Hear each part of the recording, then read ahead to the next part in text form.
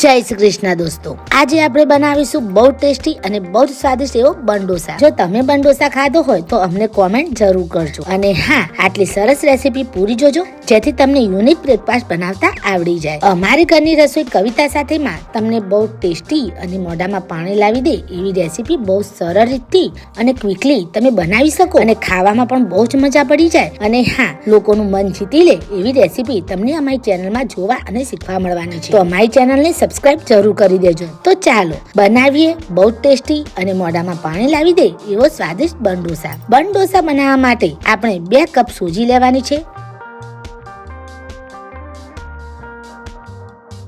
એમાં 1 કપ દહીં નાખવાનું છે। આપણે ફક્ત એટલું જ ધ્યાન રાખવાનું છે કે જેટલું આપણે સોજી લઈશું એનું અડધું દહીં લેવાનું છે, એટલે કે સોજીનું જેટલું માપ હોય એનાથી અડધા માપનું આપણે દહીં લેવાનું છે। સ્વાદ અનુસાર મીઠું એડ કરી લઈશું।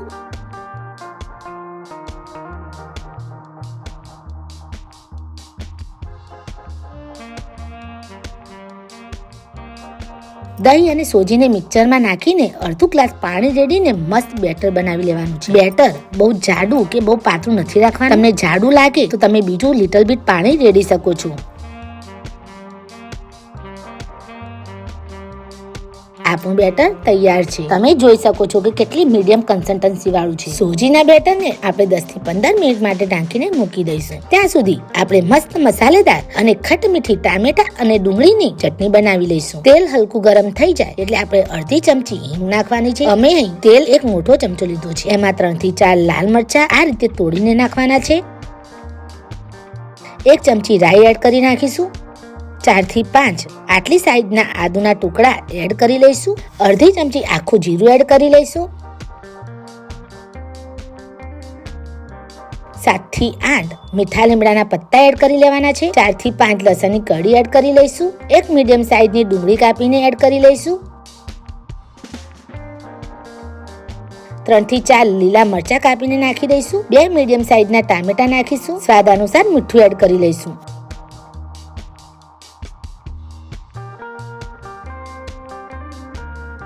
1 ચમચી કાશ્મીરી લાલ મરચું પાવડર નાખવાનું છે। કાશ્મીરી લાલ મરચા પાવડર થી ટેસ્ટ અને રંગ બંને બહુ સરસ આવશે। 3 થી 5 મિનિટ એકદમ ધીમા તાપે થવા દેવાનું છે અને હલાવતા રહેવાનું છે।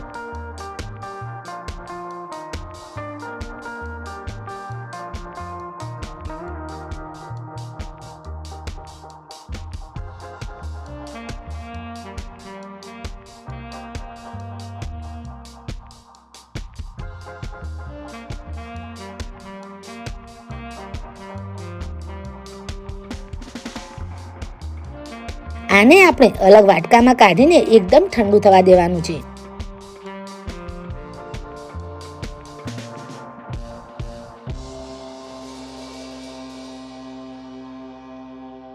બસ હવે આ મસાલાઓને આપણે મિક્સીમાં ગ્રાઇન્ડ કરી લેવાનું છે।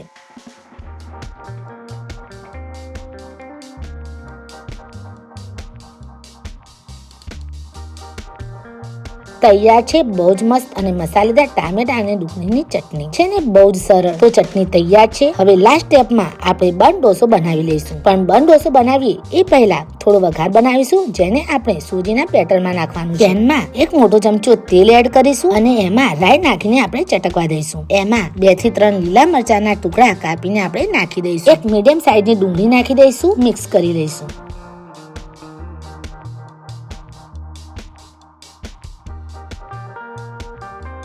એમાં 1 થી 2 ચમચી તલ એડ કરી લેવાના છે। 1 ચમચી ચણાનો લોટ નાખીશું। તમે 1 ચમચી અડદનો લોટ પણ નાખી શકો છો। ગેસની ફ્લેમ એકદમ ધીમી જ રાખવાની છે।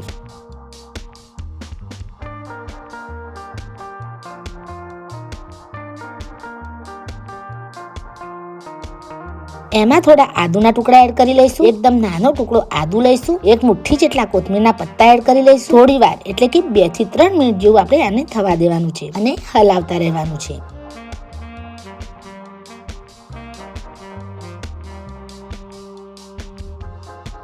આ વઘારને આપણે સોજીના બેટરમાં એડ કરી લઈશું અને સારી રીતે આને મિક્સ કરી લઈશું।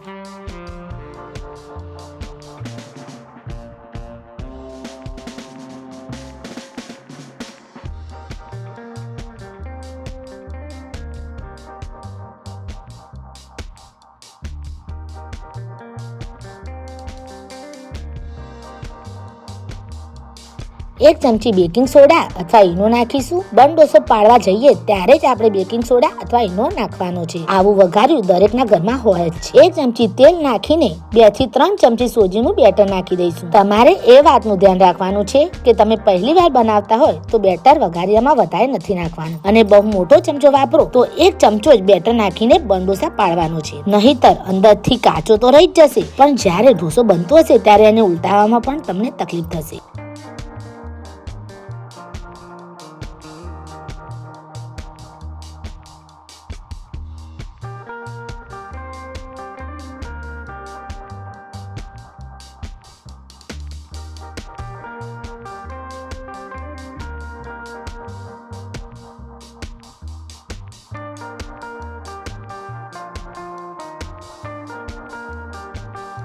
તૈયાર છે બહુ સ્વાદિષ્ટ અને ટેસ્ટી બન ડોસા, જે તમે ક્યારે બનાવીને નહીં ખાધું હોય. આ બન ડોસા બહુ જ સારો બ્રેકફાસ્ટ છે, ટેસ્ટી છે અને હેલ્ધી પણ છે. બજારમાં જઈને ફાસ્ટ ફૂડ જેવો કચરો તમે ખાવ અને ઘરે મંગાવીને એવો કચરો ખાઈને આપણું શરીર બગાડવું, એના કરતા આવું સારું ઘરે બનાવીને ખાવ અને તમારા બાળકોને પણ અને હા, ઘરના મોટા લોકોને પણ ઘરનું તાજું બનાવીને ખવડાવો. આઈ હોપ કે તમને અમારી રેસીપી પસંદ આવી હશે. પસંદ આવી હોય તો અમારી ચેનલને લાઈક, શેર અને સબસ્ક્રાઇબ જરૂર કરજો, અને હા, કોમેન્ટ કરવાનું ભૂલતા નહીં. Bye bye. હું તમને મળીશ આગળની બહુ સારી, ઇઝી, સિમ્પલ અને ટેસ્ટી રેસીપી સાથે.